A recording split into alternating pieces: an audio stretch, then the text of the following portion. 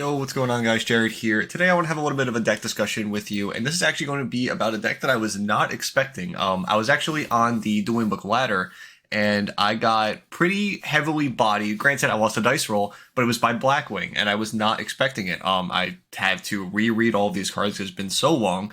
And after the game, I was like, these cards have a lot of powerful things in them, and I wanted to go over them and do a little research on it. And I looked up some profiles and some other players, and I actually did find a player from a couple weeks ago who won a regional with Blackwing. This was from 2 weeks ago, and I just wanted to preface that. So I am not going to have a deck profile here right now because I am still now learning these cards and trying to figure out the interactions and stuff like that. And I'm going to go over the reasons why I think that these cards are maybe better than some people are expecting. But I do want to preface on this other person's channel. If you really like Blackwing and you are a Blackwing enjoyer, oh, you can't see it right now. I think this is a good channel to look at. Silent Blackwing, Silent BW. This is the person who went first place at a regional with the deck, and I think if you are a Blackwing enjoyer, this is a perfect channel for you to go by. And I was looking at his list, and it plays different stuff than what my opponent was playing on Dueling Book, but it's definitely something that you should look into for yourself if you enjoy this deck. But without that, I wanted to talk about the actual Blackwing cards. These cards have caught me off guard, and as you know, if just like anybody who's been playing Yu-Gi-Oh for the past couple years, you know that Blackwing has been getting a lot of random cards over the years in like these random splash sets and main sets as commons and ultras just thrown in randomly. I have not looked at them, obviously. For those who have like been keeping up with the channel, I've been looking in the Boreas Storm and Zonda, and like obviously I know Zephyros, some like the older ones like Gale that were played, and like Vayu, but like the stuff like Vada and Seamoon and I know Steam, but like Shamal and the new Continuous Spell and Shudri and all these other cards, I had no idea what these are. I have never read these cards, but the point of the video of what made me want to make this is that my opponent summoned two of these on Dueling Book, which was Blackwing Assault Dragon. I have no idea. No one's ever played this on me. I have not encountered many Blackwing players in my day. This caught me off guard, and it was very refreshing reading it. So we'll read it together. It's a tuner, synchro, and a non-tuner monster. You are not going to be making it in this way. Must either be synchro summoned or special summoned from the extra deck by banishing one tuner synchro and one Blackwing Dragon from your face-up field and or graveyard. So it has a cheating mechanic to come out, just like to banish stuff from the graveyard to summon it from the extra deck. So you can consider it to something like the Visas Fusion. It is kind of similar in that aspect. You can just bring it out for free by banishing stuff from the graveyard. So that's always a plus for a lot of cards. And then the main thing I wanted to focus on here is each time your opponent activates a monster effect, that's anywhere, including the hand, or graveyard, place one black feather counter on this card, and when that effect resolves, inflict 700 damage to your opponent. So, in, like, regard to what we were talking about a couple videos ago, where I was talking about Masquerade being a heavily burned card when you summon at least two of them, and how a lot of decks can struggle with that, I was playing Fire King. Again, granted, it was the budget version of Fire King Tri-Brigade that I was talking about in the previous video on the right ladder. This card was an extreme pain to out. If I did not have certain non-engine cards to out this, which I did not in that scenario, this card was killing me so fast I could not do anything to deal with this. So I wanted to actually talk about these cards a little bit because they're so strong, and how an end board that can easily make two of these could be more threatening to you than you might think coming up. And another aspect of this deck is how budgeted it is. I was looking through TCG Player, looking at Blackwing cards. I could not find a card that was worth more than like $7, I believe. And it was like Armor Master for some reason. Edison format, of course. But everything seemed pretty budget from what I was looking at. There are some other sub-engines that you can play in the Blackwing deck. Like my opponent was playing Lubellians and Bishtiels and Regain, because you actually get access to Bishtiel Dispatcher, which I actually did not put in here.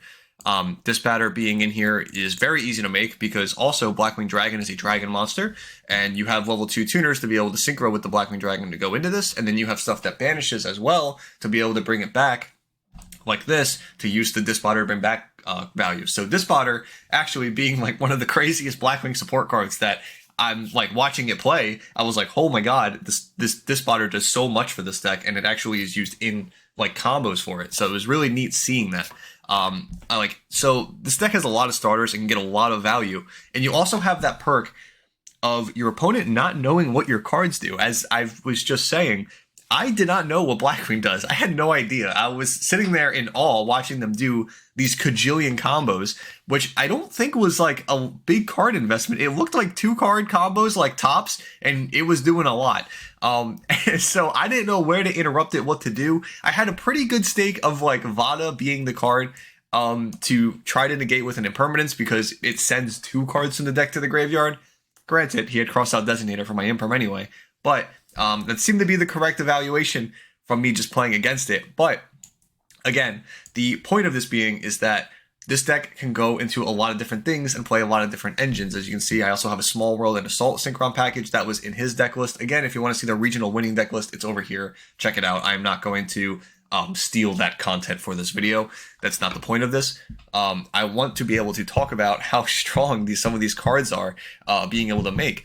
The engine that he was using to be able to win, and he was playing 2 of the Assault Blackwing Dragon too, but what he was doing was summoning Kalyuga actually. He was going, like, if you get hand trapped, you can easily derail your Blackwing combos into the Y-Strix to then go into the Arsenal Falcon by using the level 7 Blackwing's Rakari and then breaking it back with Hawk Joe, I believe. And then that was going into the Arsenal Falcon, and that led to a combo to go in the Kalyuga. Again, I'm not going to steal his content. I want you to go look at his channel for that. It's just a discussion of these cards are doing more than I was expecting, and I think that they are worth looking into for you guys to check out. I really was caught off guard here. You also have a plethora of starters. Being able to use Vada can be a starter sometimes. The Simoon can be a starter sometimes, along with the Sudri. I'm still looking into more of these combos again. This is all stuff I want to mess around with and have fun with and see how it goes. But I thought it was very funny figuring this out as he, ended his turn with 2 of these on the field, along with like the full Armored Master and Dispotter. Like the end board was crazy, and with like 2 of these and a Black Whirlwind, it just like was just so much. I couldn't believe it that a Blackwing deck was doing this, and it didn't seem like it was playing like a lot of cards that were like bricks. You could seem to be able to move these cards around in ways where you can make them do something, if that makes sense. Like you can force your plays differently. This doesn't seem like a very like, okay, you have like this card, this does this every time. It's not something like we'll say Centurion where you just do that. This deck seems like a lot of moving parts, and you have to know where those moving parts are going to go. But kind of more in like regard to like a Bishua Runic deck, you kind of have to know how to order these cards properly to be able to use them and get the maximum value out of them. So that was really going to be it for the video. I really didn't want to take too much away from his first place video, but this is definitely something I wanted to talk about as just a discussion piece where we have another burn card going into a format where, like, the Snake Eye cards are going to be activating a million monster effects, and being able to have 2 of these on the field with possibly some other things like a negate and a pop, maybe a indestructible card, another negate on the field, where you can really just burn your opponent down and catch them off guard, and they might not be able to have enough monster effects to be able to break the board. So this is just something I wanted to keep in mind as possibly another budget option for players to use, where this deck looks like it can fit a lot of non-engine too. So again, I hope you guys enjoyed the discussion. Let me know what you guys think down below about Blackwing and how they caught me off guard. There was a lot of text to go through here, so I am looking forward to diving into this a little bit more.